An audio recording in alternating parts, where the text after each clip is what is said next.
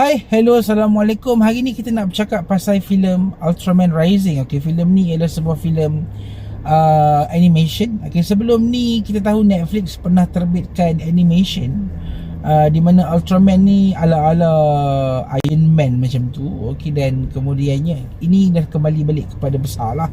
Kan, dalam filem ni Ultraman dah kembali besar. Cuma yang tak bestnya Ultraman dia kurus keding lah. Aku tak tahu kenapa.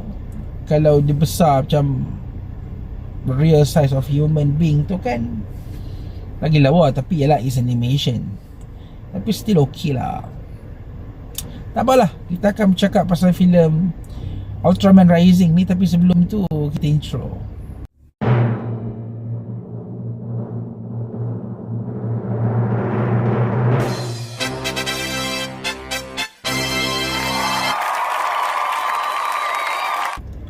Baik, Ultraman Rising. Filem ni adalah sebuah filem yang memaparkan Ultraman dia tak fight monster.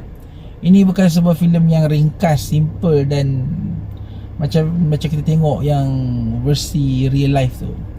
Bagi aku movie ni agak heavy juga. Bagus. Dia letakkan the heaviness, the weight on elemen-elemen yang bagi aku mendekatkan kita kepada benda lain selain daripada Ultraman. So Ultraman is just a character yang carry dia punya weight tu.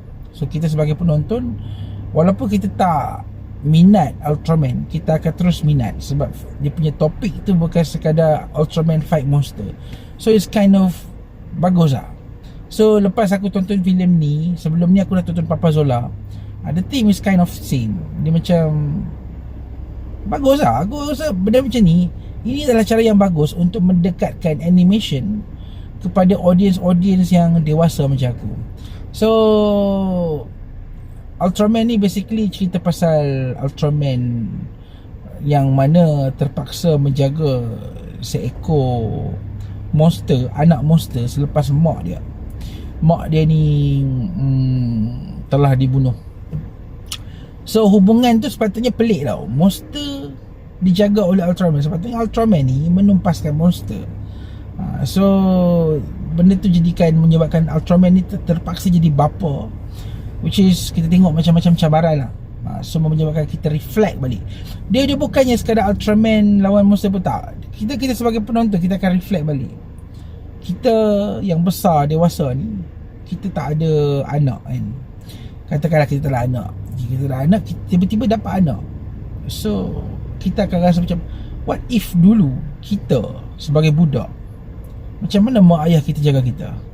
So benda-benda macam tu menyebabkan filem ni dia ada weight yang sangat bagus dari segi moral. Okay, dan of course lah dari segi penceritaan, movie ni manage to blend between Ultraman punya style. Fighting scene ada, tapi dia tak begitu besar. Dia tak begitu fokus kepada fight scene. So benda tu yang menyebabkan filem ni jadi agak bagus lah.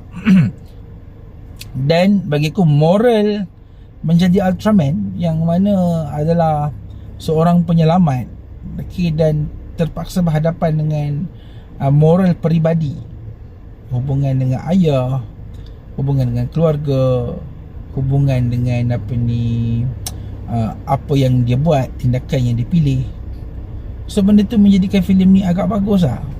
Aku bukanlah penggemar Ultraman pun, tapi once aku tonton filem ni berjaya bagi aku feeling yang aku sebenarnya bukanlah menonton sebuah filem animation yang biasa-biasa.